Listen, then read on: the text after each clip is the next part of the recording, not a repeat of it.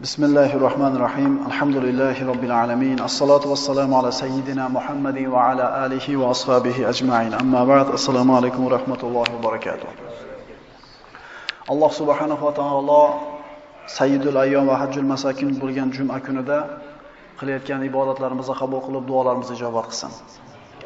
O'tgan darsda siz bilan bandalar tomonidan sodir qilingan gunohlar ularning hayotiga qanday bir natijalar olib kelishi haqida gaplashgan bo'ldik.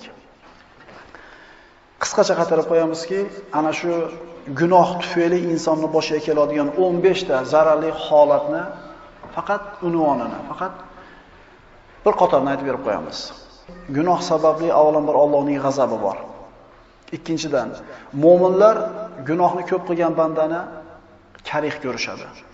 Uchinchidan, gunohni ko'p qilgan kishi rizqidan mahrum bo'ladi. Rizqining barakotidan mahrum bo'ladi.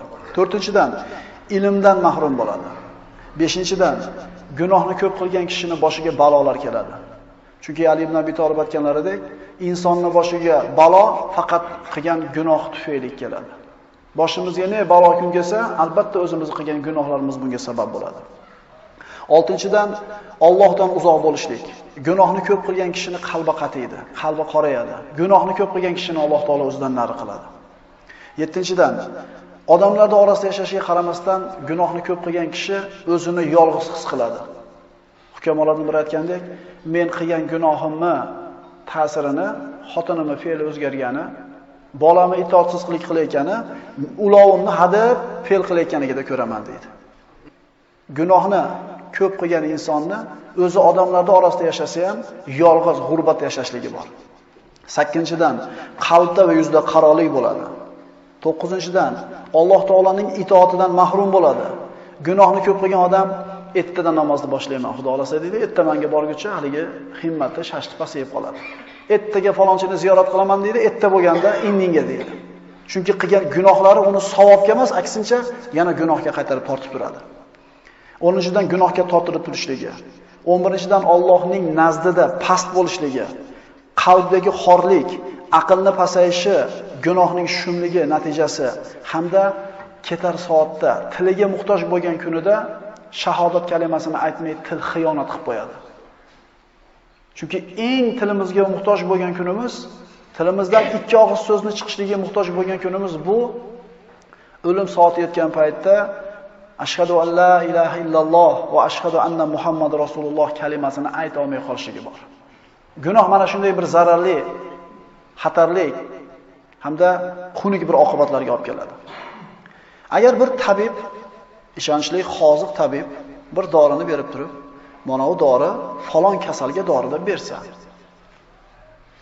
siz haqiqatan shu dori o'sha kasalga, shu dardga dori bo'ldi. Ixlosingiz baland bo'ladi. Sarflagan pulingizga achinmasdan olib ichasiz. Endi xuddi o'sha tabib boshqa dorini ko'rsatib turib, mana bu dori 3 ta kasalga dori bo'ladi, davo bo'ladi desa, haligi doriga bo'lgan ishonchingiz yana ham qattiq bo'ladi.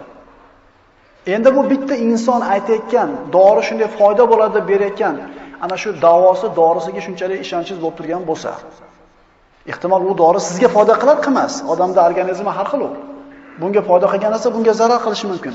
Endi bitta foyda aytilinsa, bitta dori aytilinsa, 20 tadan ko'proq dardga dori bo'ladi desa va bu dorini Alloh taolo aytgan bo'lsa, bu qanaqa dori ekan?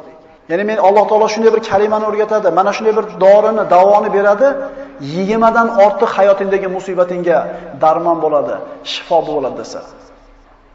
Nima dardlar ekan u? O'ylamaylik, bu pochka, oshqozon, u haligi yazva, trazva emas. Badan sog'ligi, jasad quvvati, musibatlardan omon bo'lishlik kimga yoqmaydi? Aql rohati, insonning ko'ngli keng bo'lishi, kasallik, kamchiliklardan omonda bo'lishlik kimga kerak emas? Qalb xotirjamligi, go'zal dunyo matosi, musibatlardan nari bo'lishi, baxtsiz hodisalardan omon bo'lishlik kimga yoqmaydi? 10 tasini sanadik. Mashaqqat va fitnalardan omon bo'lish, foydali yomg'ir, pokiza ekin, solih farzand kimga yoqmaydi? Halol moli dunyo, keng rizq, xatolarni o'chirilishi, hasanotlarni ziyoda bo'lishi, darajani ko'tarilishi va alal oqibat Allohning diydorini ko'rishlik kimga ham yoqmaydi? Mana shu aytilgan 20 tadan ortiq foyda bitta kalimada bor. Astagfirulloh va atubu ilayh. Bugungi darsimiz istig'for xususida. Darsni boshida aytdik, insonning boshiga qanday bir balo kelsa, bu qilgan gunohlari sababli bo'ladi. Nabiy sollallohu alayhi vasallam aytganlar, kullu bani adama xattoun va xoyrul xattoina tawwabun. Odam bolasi borki, xato qiladi. Gunoh qilmaydigan odamda o'zi yo'q. Chunki payg'ambar sollallohu alayhi vasallam aytadilar, odam bor, xato qiladi. Endi xato qilishlarda eng yaxshisi tavba qilib o'tsin. Mana samaralarni aytdik 20 tasi. Endi mana shu so'zlarni, mana shu aytilgan dorini Qur'ondan, payg'ambar sollallohu alayhi vasallamning so'zlaridan dalilini keltiramiz. Istig'for samaralari, aqlning rohati, ko'ngil kengligi, nafs xotirjamligi, qalb oromi, dunyo matosi. Kerakmi? Istig'forni lozim tutaylik. Alloh taolo aytadi: Istagfiru robbakum thumma tubu ilayhi yumatti'ukum mata'an hasana.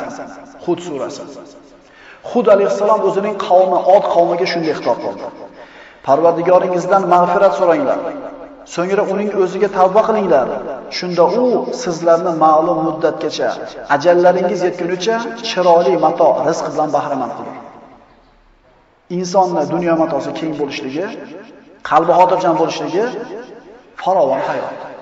Od qavmi bo'ylar nihoyatda baland, jismonan baquvvat, boy, kuchli xalq bo'lgan. Keyingi oyatga qaraymiz.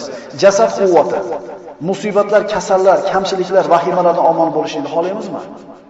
Istig'for lozim tutaylik. Alloh aytadi: Istagfiru robbakum thumma tubu ilayhi yursilis samaa alaykum midrara va yazidukum quwwatan ila quwwatikum. Hud alayhissalom yana qavmiga nasihat qiladi. Ey qavmim, Parvardigoringizdan mag'firat so'rangiz. So'ng unga tavba tazarru qilingiz. Shunda u zot ustingizga osmondan yomg'ir quydirar va kuch-quvvatlaringizga yana kuch-quvvat qo'shar. Jinoyatkor, gunohkor bo'lgan holingizda yuz o'girib ketmangiz. O'zi quvvati yetarli ularda. Lekin Allohga shirk keltirib, payg'ambarga osiy bo'layotgan odamlarga istig'for aytsanglar, gunohinglar ham kechiriladi, rizqinglar ham keng bo'ladi, yomg'ir ham serob bo'ladi ustinglarda. Bu istig'for orqasidan bo'ladi. Astagfirulloh va atubu ilayh. Juda oson, lekin qalbimiz g'ofil bo'lib qoladi bu kalimadan. Musibatlarni daf qilishni, baxtsiz hodisalardan omon bo'lishni, fitna, fasodlardan qutulishni xohlaymizmi? Istig'forni lozim tutaylik o'zimizga. Alloh aytadi Qur'onda: "Va ma kana Allohu liyu'adhibahum va anta fihim, va ma kana Allohu mu'adhibahum va hum yastaghfirun." Payg'ambarimiz sollallohu alayhi vasallamga Makka mushriklari aytishardi: "Sen haq payg'ambar bo'lsang, ey Muhammad sollallohu alayhi vasallam, osmondan balo tushadi, itoat qilmasanglar deyapsan. Yog'dir o'sha baloni. Ko'raylik, rost payg'ambar bo'lsanglar." Shunda Alloh taolo shunday dediki: "Modomiki siz ularning orasida ekansiz, ey Muhammad alayhisalom, Alloh ularni hargiz azoblamas va ular mag'firat so'rab turgan hollarida ham Alloh ularni azoblaguvchi emasdir." Ey Muhammad alayhisalom, siz o'sha mushrik Qurayshlarda ichida yashayotgan bo'lsangiz, siz ularning ichida turganingiz uchun balo kelmaydi va agar istig'for aytib tursa bandalarim, men ularni balolamayman, azoblamayman dedi. Aytdik Ali ibn Abi Talib so'zini. Bandaning boshiga musibat, balolar faqat qilgan gunoh tufayli keladi. Endi gunohni nima ketkizadi? Istig'for. Istig'for aytib, gunohni ketkizgan bandaning boshiga balo keladimi? Qalbimizni Allohdan uzmaylik. Musulmon odamning faqat yagona suyanchig'i bor. U cho'ntagidagi puliga ham ishonmaydi. Bilagidagi quvvatiga ham ishonmaydi. Iymoniga, musulmonligiga, Robbisini marhamatiga ishonadi. Xotirjam hayot kerakmi? Istig'forni ko'proq aytaylik. Foydali yomg'ir, pokiza ekinzor, solih farzand, halol mol, keng rizq kerakmi? Mana qaranglar, biror narsa qoldimi? Moli davlat, bola chaqa, daryolar, bog'roq. Shunda endi hayotda kerak narsa. Nuh alayhissalom o'zini qavmiga shuni nasihat qildi. Faqultu astaghfiru robbakum innahu kana ghaffara Yursilis samaa alaykum midrara va yumdidukum bi amwalin va banin va yaj'al lakum jannatin va yaj'al lakum anhara. Bu payg'ambar ham o'zini qavmini Allohdan istig'for so'rashlikka chaqiryapti. Hud alayhisalom Od qavmini chaqirdi, Nuh alayhisalom o'zini qavmiga aytayapti. Parvardigoringiz Allohdan mag'firat so'ranglar. Albatta u o'ta mag'firatli bo'lgan zot, gunohlarni kechiradi. Shunda u zot ustlaringizga osmondan yomg'ir quydirur. Sizlarga mol dunyo, bola chaqa bilan madad berur hamda sizlarga bog' bo'stonlar ato qilur va sizlarga oqar daryolar berar. Tinchlik deyapti. Bola chaqa deyapti. Bog' bo'ston, daryoda suv. Nima kerak yana? Nimani evaziga beriladi bu narsa? Bolamiz yaxshi bo'lishini xohlasak, ko'proq istig'for aytaylik. Hadeb so'kavermasdan uni. Palonchini bolasini qara, u nima yeyapti? Palonchini ko'r, ana qilyapti demasdan istig'forni ko'paytiraylik, Alloh bolamizni isloh qilib beradi.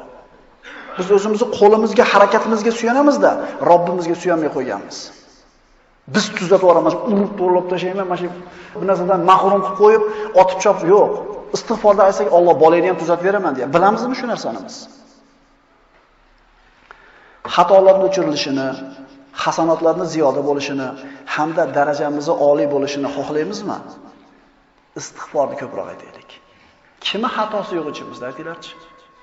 Biz palonchilar anaqa, po'kinchilar manaqa deyotgan paytimizda o'zimizga qaraylik-da. Nima, biz avliyomizmi? Bizda gunoh yo'qmi? Hammada gunoh bor. Alloh aytadi Qur'onda: "Va qulu hittatun naghfir lakum khotoyakum va sanazidul muhsinin." Mana payg'ambarlar tarixiga murojaat qiladigan bo'lsak, Banu Isroil Fir'avnning zulmida bir necha 100 yil yashab, Musa alayhisalom sabab Misrdan qochib chiqib ketishdi. 9 ta mo'jizani Misrda ko'rsatdi. Dengizni yorib olib o'tib ketdi. Shuncha mo'jizani ko'rgan Banu Isroil dengizdan chiqib turiblar, bir qishloqqa kirishuvdi, bir haykalga, butga sig'inishar ekan. Shuncha mo'jizani ko'rib turgan Banu Isroil, "Ey Musa, onalarda olihasi bo'lgani singari bizga ham bitta oliha qilib bermaysanmi?" deb turishibdi. Ana shu fosiq qavm Iliyo shahri sizlarga mana shu shaharga kiringlar desa, osiylik qilishdi, 40 yil sargardonlikka ketdi. Bu Banu Isroil fosiq, fojir, itoatsiz qavm. 40 yil sargardonlikda yurishdi, Alloh taolo toshdan suv chiqarib berdi. Musa alayhisalom asosi bilan toshni urdi, 12 ta ko'z otilib chiqdi buloq. Toshni yerga qo'yishsa suv chiqadi, ko'tarib araba yuklasa suv to'xtaydi. Bu bitta mo'jiza. Osmondan Alloh taolo meva-chevalarni yog'dirib berdi. Bedanalar tushib turdi. Shuncha ne'matni ko'rib turib, 40 yillik sargardonlik tugaganidan keyin yana Iliyo shahriga kelib, Alloh taolo aytdi: "Va avfet denglar. Biz xatolaringizni mag'firat qilamiz va yaxshilik egalariga ziyoda ne'matlar ato qilamiz" deganimizni eslang. Mana shu eshikdan kiringlar, hittotum deb kiringlar. Ya'ni Parvardigor shuncha yillik qilgan gunohlarimizni kechirgin degan bitta so'z. Kechirgin deb kirsanglar, men kechirib tashlayman deyapti. Necha yillik gunohini. Lekin ular boshqa so'z aytishdi. Demak, agar biz gunohlarimizni kechirilishini, darajalarimizni ko'tarilishini xohlasak, istig'forni ko'proq aytaylik. Til istig'for aytsa, lekin qalb gunohda o'jarlik qilib turgan bo'lsa, bu Robbisini masxara qilayotgan odam bo'lib qoladi, Alloh saqlasin. U quruq til bilan istig'for aytib qo'ysanglar, shu 20 ta foyda bor ekan bo'lsa, u arzon bo'ladi unda. Faqat til bilan aytib qo'yiladigan bo'lsa, asosiy narsa qalb. Til astag'firulloh deyaolmayotgan bo'lsa ham, ko'zi gunohni ko'rganda olib qochdimi? Demak, astag'firulloh deyapti bu. Tasbihni o'girib yurgan bilan g'iybatda gapirayotgan bo'lsa, tasbihni o'girib turib ko'zi bilan zino qilayotgan bo'lsa, bu tasbihni nimaga o'xshaydi? Shu zikr esimdan chiqib qolmasin deb turib, subhanalloh deb turib, ko'zini olib qochyaptimi? Foydasi bor. Istig'for bizni eng foydali davoimiz, gunoh va xatolardan tozalovchi eng samarali dori-darmonimiz. Shuning uchun payg'ambarimiz sollallohu alayhi vasallam sizdan bizlarni istig'forga buyurganlar. Aytganlarki: "Ya yuhannas, istagfirulloha va tubu ilayh, fa inni astagfirulloha va atubu ilayhi fil yawmi 100 marra." Ey odamlar, deyapti Rasululloh, Allohga istig'for aytinglar, unga tavba qilinglar. Albatta men bir kunda 100 marta istig'for aytaman deydi. Rasulullohning avvali oxirgi gunohlari kechirilgan. Nima uchun istig'for aytyapti payg'ambar sollallohu alayhi vasallam ko'p? ummatlarimga sunnat bo'lsin deyapti. Astagfirulloh va atubu ilayh deyish uchun qancha vaqt kerak? 1 sekund kerak. 1 minutda 60 marta aytasizlar. Agar quruq astagfirulloh desangiz ko'proq bo'ladi. Astagfirulloh va atubu ilayh desangiz 1 minutda 60 marta aytasiz. 1 soatda necha marta bo'ladi shunda? Do'koningizga ketguncha ketadi bir 10 minut. Rasululloh agar kunda 100 marta har doim aytgan bo'lsa, biz necha marta aytishimiz kerak? Payg'ambarimiz sollallohu alayhi vasallam o'zi istig'for etganlar, hamda siz bilan bizni mana shu istig'for etishlikka targ'ib qilganlar. Boshqa hadisda payg'ambarimiz aytadilar. Qala Nabiy sollallohu alayhi vasallam: "Man lazuma al-istighfara, ja'alallohu lahu min kulli hammin farajan va min kulli ziqin makhrajan va razaqahu min haythu la yahtasib." Bitta shu hadisni ushlab turib, ishonib turib, yurak bilan istig'for aytaylik-da, gunohlardan tiyilishga harakat qilib. Nimalar bor bizga? Kimki dedi Rasululloh, o'ziga istig'forni lozim tutsa, doim aytib yursa, Alloh unga har bir g'amidan yengillikni va xursandchilikni beradi. Har qanday torlikdan kenglikka chiqaradi hamda kutmagan joydan rizqini beradi. Kimga? G'amlarini xursandchilikka almashtirib beradi. Torlikdan kenglikka chiqaradi, kutmagan joyidan rizqini beradi. Alloh taolo haqiqiy tavba qilgan bandasidan albatta rozi bo'ladi. Chunki bu banda o'zini gunohkorligini tan olib, Allohning huzuriga borib, bo'ynini egayapti. Hadis qudsi bor. Payg'ambar sollallohu alayhi vasallam aytadilar: bir banda gunoh qilib qo'yib, "Robbim, men gunoh qilib qo'ydim, kechirgin" deydi. Parvardigor olam bu bandasining so'zini eshitib, bu banda gunohlarini kechiradigan yoki xohlasa jazolaydigan Robbisi borligini bildimi? Kechirdim gunohimni deydi. Banda ozgina vaqt o'tganidan keyin deydi Nabiy sollallohu alayhi vasallam, yana gunoh qilib qo'yapti. Parvardigor, yana gunoh qilib qo'ydim. Kechir deydi. U qilmaslik niyatida istig'for etgan. Qasddan beqasd bo'lib qoldi hali gunoh.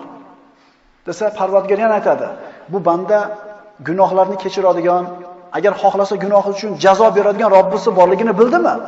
Kechirdim gunohini deydi. Ozgina vaqt o'tadi, banda yana gunoh qilib qo'yadi. Parvardigor, yana gunoh qilib qo'ydim, yana kechir deydi. Bu istig'forda aytayotganda yuragidan qaytib qilmayman deb aytgan istig'forda. Parvardigor aytadi, gunohlarni kechiradigan yoki xohlasa shu gunohi uchun jazolaydigan Robbisi borligini bildim banda, gunohini kechirdim deydi. Banda gunoh qilishdan to'xtamayapti. Alloh kechirishidan to'xtamayapti. Alloh kimni tavbasini qabul qiladi? Tili istig'for etganda qalbi bilan shu gunohni qilmayman bo'ldi deb rostakamiga azmi qaro qilgan kishining gunohini kechiradi. Bu hadisdan shu narsa ma'lum bo'ladiki, banda zaif, gunoh qilmay tura olmaydi. Gunoh qilib qo'yar ekan. Endi bu hadis istig'forning ulkan foydasiga dalolat qiladi. Alloh taolaning buyuk fazli marhamati borligiga dalolat qiladi. Halimligiga dalolat qiladi. Lekin Alloh hamma bandaning gunohini kechiradimi? Shu savolni beraylik-da, masalan, astagfirulloh deganda niyat nima edi? Agar qaytmaslik bo'lsa, o'sha gunohni qilib qo'ysa Alloh kechiraveradi. Endi o'zingiz bilasizlar ichingizda nima niyat o'tayotganligini. Rasululloh aytadilar, sizlarning yaxshirog'ingiz fitnaga, ya'ni gunohga tushib qolgandan keyin tavba qilganlaringiz. Parvardigoro, seni haqqingni ado qilishda noqislik qildik, xato qildik, adashdik, gunoh qildik. Nafsimizga zulm qildik, shaytonga yengilib qoldik. Havoyi nafsimiz bizni yengib yomonlikka buyurdi. Ey Robbim, karaming kengligi, halimliging, rahmating ulug'ligi va saxovatingning buyukligiga suyanamiz. Huzuringga tavba qilgan, nadomat qilgan, istig'for etgan holda keldik. Parvardigor, bizlarni afv qil, kechir. Sendan o'zga Robbimiz yo'q. Agar bir bandani qalblari iztirobga tushgan bo'lsa, qalbi sinib ketgan bo'lsa, ruhi tushib ketgan bo'lsa, tushkunlikka tushib qolgan bo'lsa, bu banda albatta istig'forni lozim tutsin. 20 ta foydani sanab berdim sizlarga. Biz mana shu dorini iste'mol qilyapmizmi? Yana nimasi zo'r deng? Qiblaga qarab turish shart emas. Tahoratli bo'lishlik shart emas. Vaqt shart emas. O'tirish shart emas, xohlagan holatingizda istig'for etishlik sizdan hech narsa talab qilmaydi. Bu shunaqa ulug' ibodat. Bu shunday ulug' ibodat. Parvardigoro agar bizning gunohlarimiz ulkan bo'lsa, biz albatta bilamiz, seni kechirishliging undan ham buyukroq. Istig'for g'am qayg'u bulutlarini, tashvish, iztirob shamollarini ketkizuvchi, bizga kifoya qiladigan dori, kifoya qiladigan malham. Shu malhamni qo'llayapmizmi? Alloh umid bilan Allohga qo'lini ko'targan bandasini Alloh taolo gunohini albatta kechiradi. Albatta musibatlardan chiqaradi. Banu Isroilda bir podshoh bor edi. O'zini yurtida yashaydigan ibodatxonadan tashqariga chiqmaydigan bir rohib haqida xabar berishdi. Nihoyatda taqvoli, xudojo'y, ilmli. Shu odam podshohning oldida turib unga maslahatchi bo'lishini xohlab chaqirtirdi. Chaqirtirib, meni saroyimda yashang, meni hozir huzurimda bo'ling, meni yonimda bo'ling dedi. Hali rohib aytdi, "Xo'p, yaxshi taklif qildingiz. Endi eshitib turing" dedi. Bir kun kirsangiz uyingizga, men sizni joriyangiz bilan yolg'iz qolib o'ynashib o'tirgan bo'lsam, nima qilardingiz dedi. Sizni joriyangiz bilan qolib yolg'iz o'ynab o'tirgan bo'lsam, nima qilardingiz deganida, badbaxt, menga shunaqa gapni gapirib jur'at qilasanmi dedi. Deganida, meni dedi, Karim Parvardigorim bor.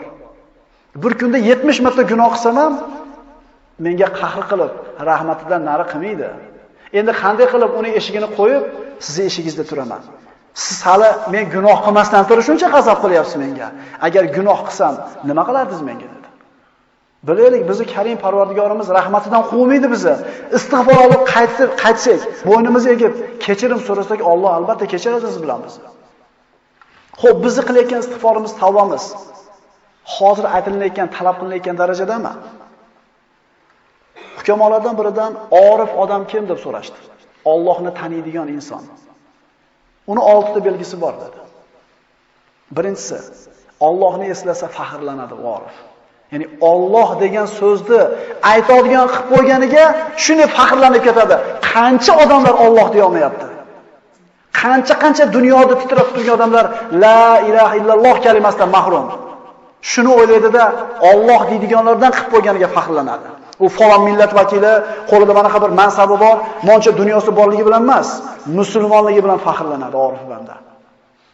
O'zini boshqa birovdan baland deb bilsa ham, musulmonligi uchun baland deb biladi, boshqa narsa uchun emas. Ikkinchisi, o'zini eslasa, pastligini eslaydi-da, bo'ynini egadi. Men kim edim men? Men kim edim? Asli najosat, qonni to'ldir najosat, o'lgandan keyin to'ldir najosat, bitta banda. Agar Alloh shu kalomini, shu kalimasini bermasa men kim edim? Dedi-da, o'zini haqir his qiladi. Men ana qilib qo'yganman birovga. Mana qilib qo'yganman. Moncha o'tkazib unaqa demaydi. Uchinchidan, mahluqotlarni ko'rganda ibratlanadi.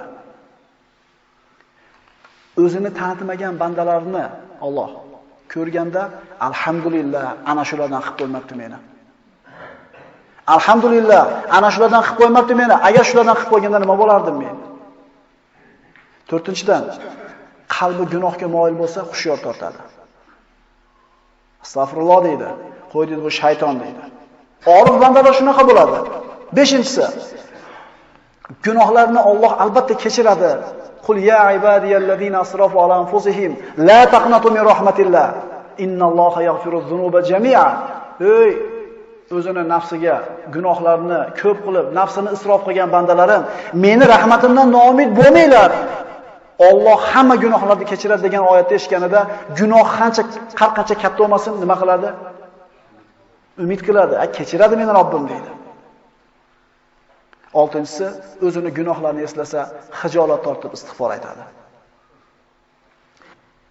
Hukamolardan biridan so'rashdi yana. Biz qilayotgan tavba istig'forlarimiz qabul bo'layotganligini qanday bilsak bo'ladi? Masalan, bir odam bir umrini bir qismida yomon hayot kechirgan, tavba qilib to'g'ri yo'lga yurdi. Endi shu burungi qilgan gunohlarimni kechirsin deb Allohga duo qilganman, tavba qilganman. Hammamizda bor bu narsa. Alloh o'chirdimikin shu gunohlarimni desa, ana shu hakim javob beradi, ha deydi. Bilishi mumkin deydi. Qilingan tavbalarni, istig'forlarni qabul bo'lganligini 4 ta alomati bor. Birinchisi, yomon ulfatlarni tark qilib, solih kishilarga qarab intilayotgan bo'lsa.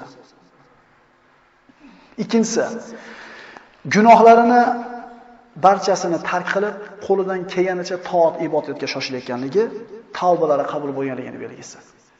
Uchinchisi, qalbidan dunyo muhabbati ketib, unda oxirat qayg'usi paydo bo'lishi. Agar shu sifat bor bo'lsa, insonning tavbalari, istig'forlari to'g'ri bo'layotganligi belgi.